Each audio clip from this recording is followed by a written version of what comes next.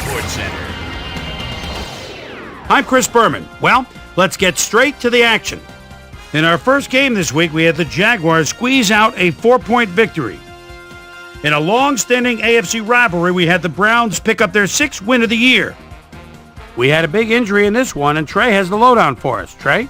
All right, Chris, thanks. In front of you, we've got the AFC Infirmary Report. And as you can see, they were hit hard this week. This guy will be on the sidelines for a while, so this defense will need to do some reshuffling in his absence. He's suffering from symptoms of a concussion, and he'll be out for the rest of the season.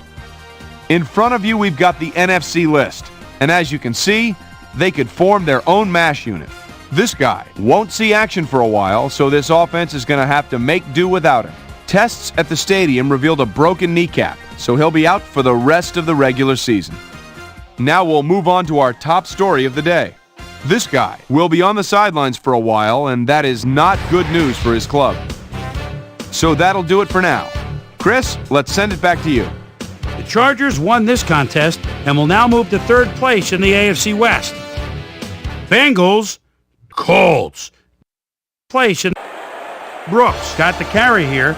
Once he found a lane, he was gone. The Colts go on to win this by the final score of 52-45.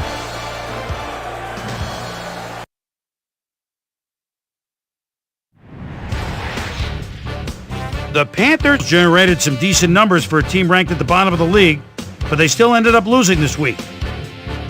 Reed had amazingly over 200 yards receiving and helped his Bills beat the Dolphins.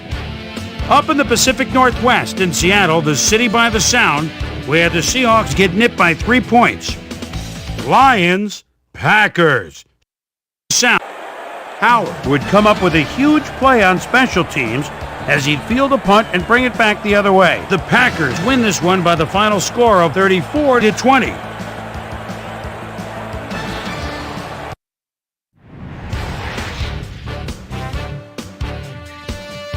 Down in New Orleans, we had the Saints losing by 13.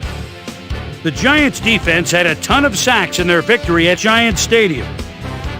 The Cowboys lost on the road but will get to head home and meet the Eagles. Oilers, Patriots. The number 36 is able to step in front of this pass and pick one off, but he wasn't done there. The Oilers win this one by the final score of 35-30.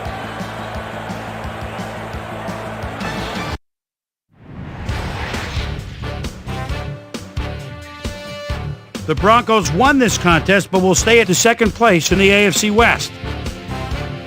The Rams drop yet another game and are really struggling on and off the field. Smith rushed for over 50 yards and helped his Vikings beat the Jets. Buccaneers, Bears. Beat number 83 came up with a big play as he was able to pull this one in. The Bears go on to win this by the final score of 27-17.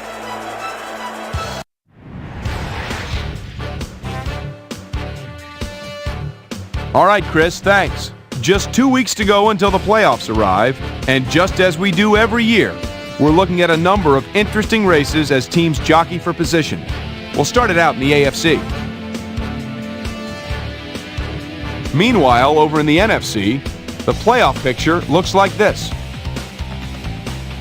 So that's how things shape up. Still plenty of intriguing matchups upcoming as we get closer and closer to January. And that'll do it from here. Chris, let's send it back over to you. So with just 2 weeks to go now, still plenty to be decided before January rolls around. But first, my primetime players' game balls go out to these men, each helping their team down the stretch. That'll do it, sports fans. I'm Chris Berman, and thanks so much for joining us here in the Bristol studios. We'll see you next week right here on ESPN, the worldwide leader in sports.